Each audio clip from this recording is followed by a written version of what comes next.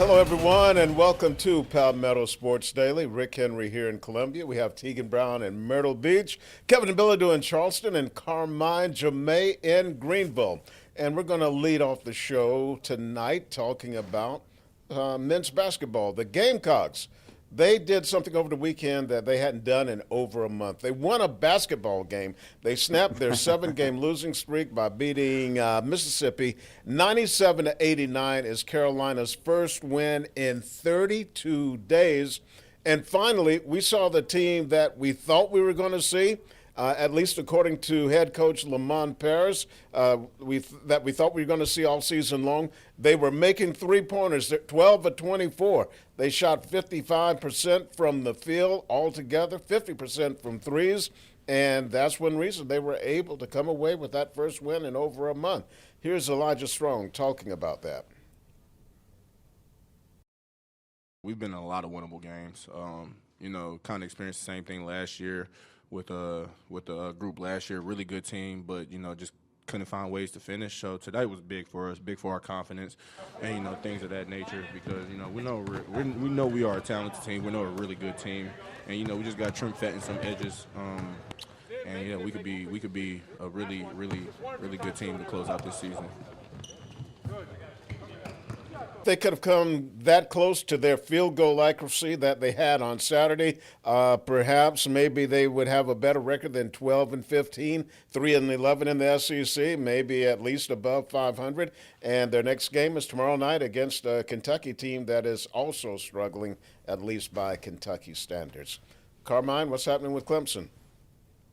Oh, not good, Rick. It seems like the script has flipped, at least for one game and one Palmetto Sports Daily, between Clemson and the Gamecocks. Although the Gamecocks, they got to find ways to win sustainably. I mean, if you have to shoot 50% from three, 55% from the field, and you give up almost 90 points a game, it's going to be tough to stack those wins. But happy they did get a win. As far as Clemson, they'd love to get some of those stats to get a win, because right now, if you blink the last 2 weeks, you say, what happened to Clemson men's hoops? They were ranked. They were a 20-4 record, and now they've lost as many games as they had in the first 24 games in the past 2 weeks. They've lost 4 in a row now. And you see the most recent one to former Tiger Chauncey Wiggins and Florida State at home. And then before that, it was Wake Forest, where they fell behind by 20 points on the road and came somewhat close at the end. Before that was the only expected loss of this stretch to a top 5 Duke team at Cameron Indoor, where Duke is now ranked 1 in the country, so that was somewhat expected. But before that, it was a loss to Virginia Tech, and this defense has just gone downhill. I mean, they gave up 70 points, I believe, 3 times during this stretch, where they hadn't done that for since a month before this game, and that was to a previously ranked SMU team. So the defense has gone downhill. The offense, we already knew, wasn't explosive. So with that small margin for error, here you see 4 losses in a row, and Brad Brownell trying to search for answers to turn things back around. We've had a lot of years here where we've had a couple bad weeks and have bounced back and done a lot of great things. This team did an unbelievable job to win 20 games. But now we really want 21, and 21 is becoming hard. So, we've got to fix some things and just kind of hang in there.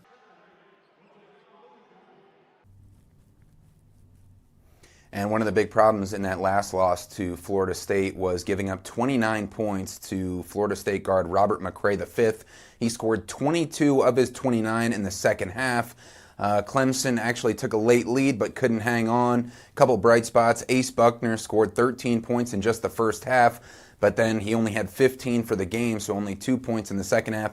Dylan Hunter with 13 points, his most in 2.5 months, the starting point guard for Clemson. But now a week off in between games, and then they host a ranked Louisville team, which is playing against the ranked UNC team tonight.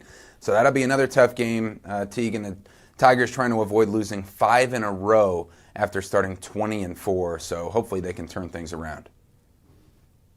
Yeah, definitely a surprising turn of events for the Tigers. I think Coach Brownell really has to sit down and just figure out what has gone wrong in these last few matchups. As for Coastal Carolina, they've got a lot of stuff going right this season, which is weird to think about for someone who's been covering this team the last 2 years and has really seen them struggle. The Chants are now 17-12 on the year, 9-7 in the Sun Belt after a win against Marshall. And this is my very first season here where I've seen them in the positive in the Sun Belt and in regular season ending the year. So, a really good turn of events for Coastal Carolina. Rashid Jones hitting a career high 29 points. He is the only returner who got real playing time last year on this team. He's surrounded by a ton of transfers. Huge night for him. It was also the last home game for Coastal in the regular season. And you can see a whole bunch of people there in the stands. A lot of green, a lot of Marshall fans actually traveling to this one. Coastal Carolina never trailing in this matchup. They had the 36-24 lead at halftime. Now Marshall did come out in that second half, outscored them 51-43 just to, try to make a comeback, but that did not happen. And there's Coastal with a good block as well. Pete actually set a school record with 7 blocks as Coastal Carolina won this game. So now Coastal has 2 games left. Both of them are on the road. Coastal Carolina heading to Georgia State tomorrow, and then they will face JMU for the second time this season to cap off the regular season. Coastal just played them last week in Conway. So exciting end of the season for Coastal because they're going to end in the positive in both the Sun Belt and the regular season, no matter what, Kevin. How are those low country teams? Yeah, we had a busy weekend here in the Low Country, starting off with the College of Charleston, wrapping up their home schedule this past Saturday as they took on Monmouth, and the Cougars coming away with another big victory. The inside presence really coming through for CFC once again. Christian Reeves close to another double-double for CFC. So they now go into the final week of the regular season. For them, 1.5 games back of first place UNC Wilmington. They play Thursday morning, and then they play Wilmington at UNCW coming up on Sunday. So still a chance for them to take over first place, but the important thing for CFC is that win on Saturday did give them a double bye for the CAA tournament, which the top 4 seeds get. They've clinched one of those top 4 seeds, so that means they're going to avoid playing the first couple of days in Washington, D.C. at the CAA tournament. So that is a really good thing for Chris Mack and the Cougars as they get ready to wind down the regular season here over the next 6 days. Meanwhile, Charleston Southern, we have talked about how close these guys have been over the course of the past month or so. We keep coming up with close losses again and again. And it happened again this past Saturday as they lost in double overtime at home, taking on Longwood. Now, this was a game that CSU actually led by 12 points at the half, but Longwood came back, had a huge run in that second half, came back and took the lead. CSU actually had to hit some free throws with less than a second to go to tie things up and send it into overtime. They would go out to double overtime, and that's when it seemed like the Bucks just ran out of gas. They ended up losing by 8 points to Longwood on Saturday. So just another in a string of what has been close losses, overtime losses. I believe this is their 5th overtime loss over the course of this season. So this was the good start CSU got off to, but they just couldn't hold on down the stretch, losing that one to Longwood. Meanwhile, the Citadel, they lose their 4th in a row and 5th in their last 6 games. They fall at home on Saturday when they lose to Chattanooga. Another big loss for Ed Conroy's team. They've had trouble just kind of keeping pace with anyone at this point as we get towards the end of the regular season. They need to win over the course of the next couple of days. They wrap up the regular season this week with trips to Wofford and Furman into the upstate. So time running out for Ed Conroy's team to kind of get some magic going and get into a little bit of a groove as they get ready to head up to the SoCon tournament in just a couple of weeks.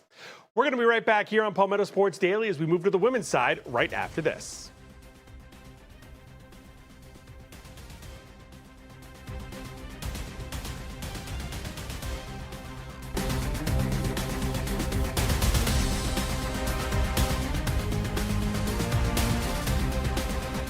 Welcome back here to Palmetto Sports Daily, and we're going to talk some women's hoops. I was thinking about a DMX comparison, the late legendary rapper. For Clemson men's basketball, the DMX song Slipping, Falling, I Can't Get Up came to mind. They're trying to turn things around. But as far as the women's side, they should be playing the Rough Riders anthem from DMX because they took down a top 10 Duke team, the best win of head coach Sean Poppy's Clemson career. It is only year 2, but this is the best win as far as a ranked opponent for Clemson since 2022. If we can take a look at some of the celebration video, unfortunately we can't show you the game-winning shot because of rights restrictions, but we can show you the celebration after the shot heard round Clemson by Hannah Cohn, the three-point shooting marksman that Sean Poppy brought with him from Chattanooga, along with Raven Thompson.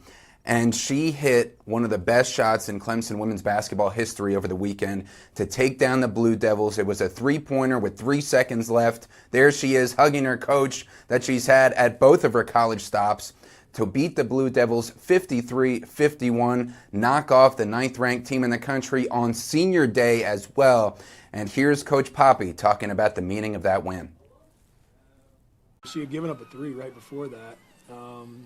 Which we had talked about in the timeout. You know, they love the little baseline drive hammer screens. And so for her to give that up, she was in tears. So to make a big shot right back behind it with tears in her eyes, I'm not sure I've ever seen a game winner with someone shooting it with tears in her eyes. No, I thought it was unbelievable execution.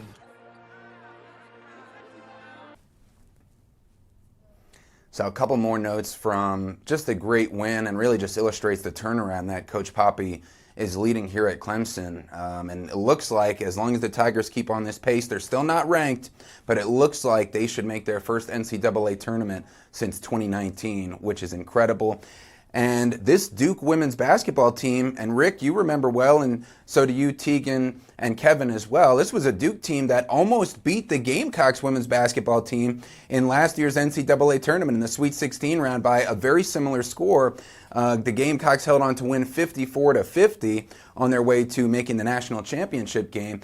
And this Duke team returned a lot of that talent. They came in undefeated in conference play, 15-0 on a 17-game winning streak. And so just an incredible, incredible win to send these 7 seniors out on a high note. Tigers reaching 10 conference wins, Rick, for the first time in 25 years on the women's basketball side. So I know they're not quite up to the Gamecocks level, obviously, but there's a big turnaround happening in Tiger Town this weekend. Just the latest and greatest example. Yeah, you got to take those baby steps. And, yeah, Sean Poppy, excellent job there with the Clemson women. Yeah, he's been doing great. Big step this weekend, but the Gamecocks just keep on rolling for you guys. Yeah, I was at the game on Sunday, and it hit me that, you know what? Don Staley is getting this team all geared up for March Madness. They beat a 20th-ranked Ole Miss team pretty handedly, 85-48. She had 10 healthy players. All 10 played. 7 of them played at least 20 minutes. The other 3 had double-digit minutes. And some high-profile transfers, the way that they have developed, and so they're going to be primed for the tournament. You have Medina Okot, the center from Mississippi State, who all of a sudden is a three-point shooting expert. She went 3 from 3 for distance. And Tessa Johnson, who's normally filling it up from 3, she didn't have a single three-point bucket. And you have Tanaya Latson, the transfer guard from Florida State, who led the country in scoring last year. She scored 13 points yesterday. Okot had 17. And head coach Don Staley was asked about how they have assimilated themselves into the program. And she said one area where they're really growing is mentally, their mental toughness and dealing with all the attention that you receive playing for the Gamecocks, both positive and negative. Here's Coach Staley. Learning to fight through things. Fight through the things that we're needing them to do, and fight through things that what they're hearing in social media, and fight through things that the comforts of what they had in their other programs, you know. So I mean, but I think our coaching staff has done a great job at just making sure they're okay, the check-ins, the wellness, all that, to make sure they're okay, and I think that's probably what we do best, is to make sure our players are okay no matter what they're going to. Yeah, Don cited as some examples. You go on social media and there'll be comments like Don Staley can't develop guards, or hey, okay, she can develop the big people like Asia Wilson and Aaliyah Boston. So there's some chatter all the time. Teagan, what you got down there in Myrtle Beach? Well, we've got the Chanticleers out in Conway, the women's basketball team. They fell against Old Dominion this weekend. That final score was 73-60.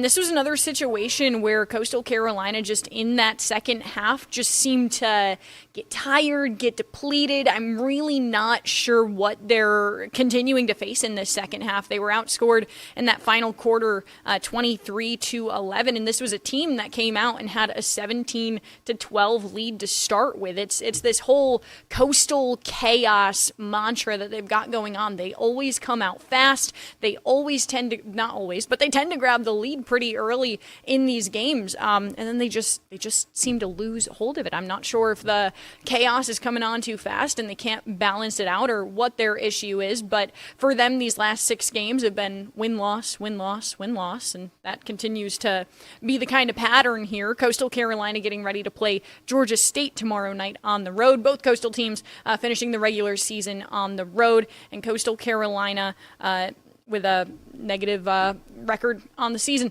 We're going to have more on the other side, though.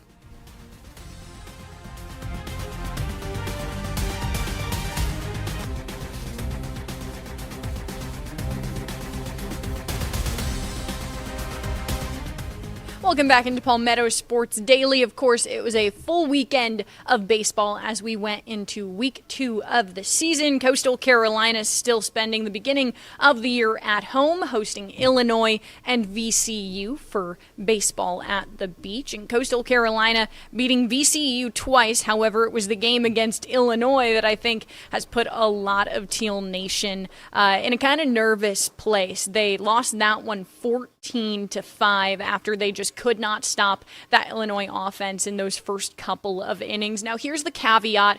Coastal Carolina did not have Cam Flukie this weekend. He has a muscle strain somewhere in his ribs, and they're just being overly cautious about it right now. Head coach Kevin Schnall saying that was something that happened to him in the preseason, but after seeing him play on opening weekend, they just want to make sure that they're taking care of him because they know that they're going to need him later on in the season. Also, Dom Carbone, one of the best relief pitchers in the country, and he was on a short list for an award for that at the end of the season in the preseason. He is out for the year after getting surgery. Head coach Kevin Schnall announcing that last week as well. So Coastal Carolina dropped from number 6 in that D1 baseball poll to now number 9. It seems to be like that in a couple of the polls. Also on 3 also has them as number 9. So I think right now the biggest thing to worry about with Coastal Carolina, not necessarily the pitching staff. I don't think that has to be a worry yet, but this offense just can't seem to get going. They can't seem to spread out the scoring.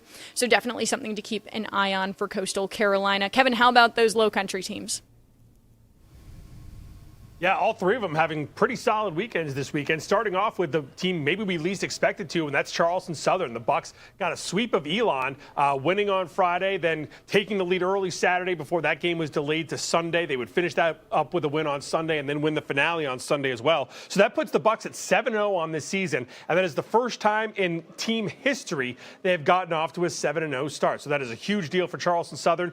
Chandler Tupou had 6 RBI in that second game on Sunday, and for him, that makes him the all-time leader in RBI in Charleston Southern history, which is a huge deal when you look at just the way guys are moving around so much these days. And, you know, just to take over that lead for a career stat is just a big deal these days.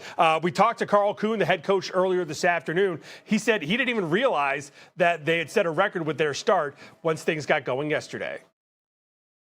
The kids have played good. It hasn't even dawned on me, and I'm trying to keep our guys' head down because, as you just mentioned, I mean, there's 3.5 months left of the season, right?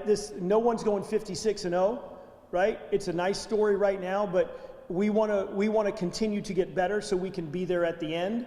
No one cares how you start; they care how you finish, and I think that if we can keep our mind on that, I think we'll be in a good spot.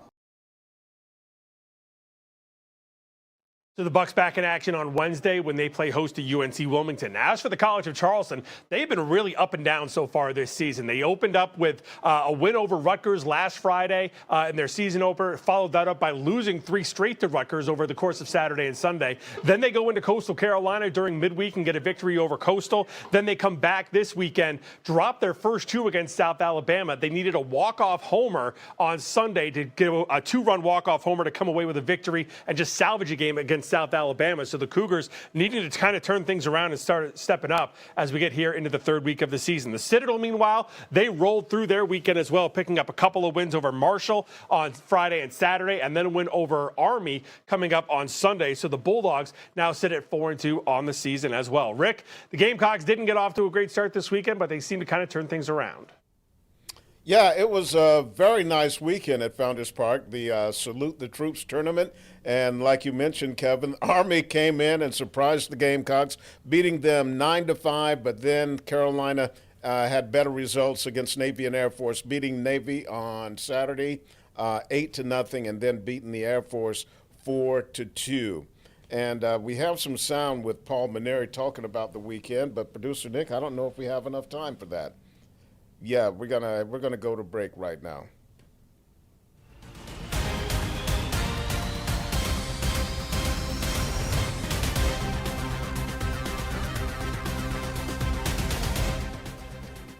"46 years to the day when the U.S. toppled the USSR in the semifinal of the Olympic gold medal men's hockey game, and we all believed in miracles thanks to Al Michaels. We have another gold medal for the men's hockey team, this time beating Canada 2-1 in overtime. Jack Hughes lost a couple teeth, but he won a gold medal after scoring the game-winning golden goal in overtime. Hellebuck saved 41 out of 42 shots, and we're all champions in this great country. We'll see you right back here tomorrow for much more Palmetto Sports Daily.